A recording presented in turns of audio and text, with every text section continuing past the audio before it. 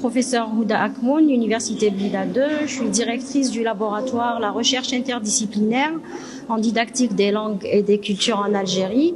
Donc, le laboratoire est rattaché à la Faculté des Lettres et des Langues de l'Université Blida 2. Il a été créé en septembre 2021. Nous comptions au départ 4 équipes uniquement et 24 membres qui travaillent donc dans des spécialités différentes rattachées directement à l'enseignement des langues en Algérie et particulièrement à l'Université Blida 2, à savoir le français, l'anglais et l'italien.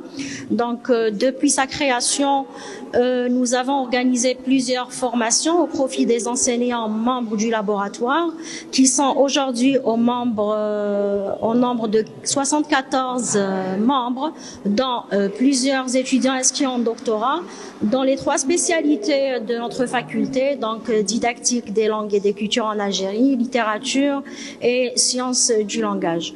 Nous avons aussi parmi nous des doctorants qui sont inscrits donc en langue italienne, didactique, civilisation, littérature et linguistique. Et nous avons également parmi les 7 équipes que nous comptons aujourd'hui, une équipe d'enseignants-chercheurs anglophones qui travaillent donc sur la thématique du nationalisme africain. Voilà, donc alors les thématiques et les problématiques autour desquelles tourne le travail du laboratoire sont variées et diverses. Nous avons donc des équipes qui travaillent sur l'interdisciplinarité et le transfert dans tous ces états. Une autre équipe qui travaille sur la technopédagogie, donc tout ce qui est lié aux technologies de l'information et de la communication, rattachée directement bien sûr à l'enseignement des langues.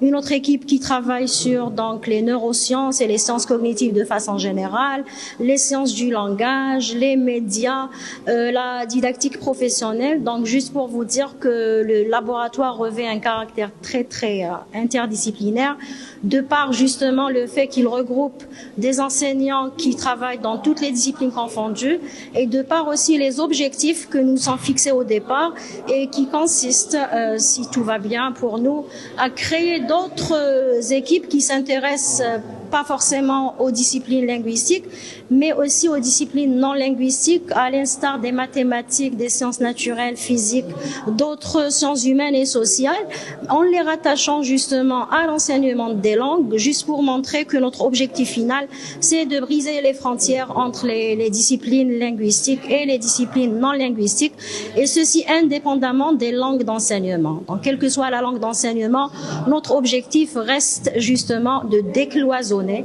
c'est-à-dire de briser les frontières et les limites qui existent entre les différentes disciplines.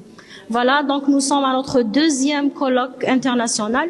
Le premier a eu lieu en mai dernier, mai donc 2022 toujours.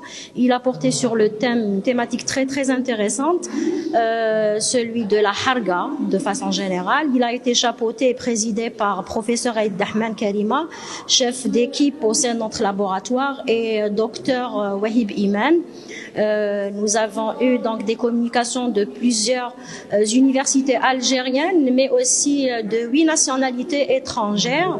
Et notre 2e colloque, celui donc qui a lieu aujourd'hui et qui a commencé hier, il porte sur l'imaginaire. Donc il s'inscrit dans le cadre du 5e art, c'est-à-dire la littérature francophone postcoloniale. Déroule sur 2 jours, hier et aujourd'hui, donc 29 et 30 novembre.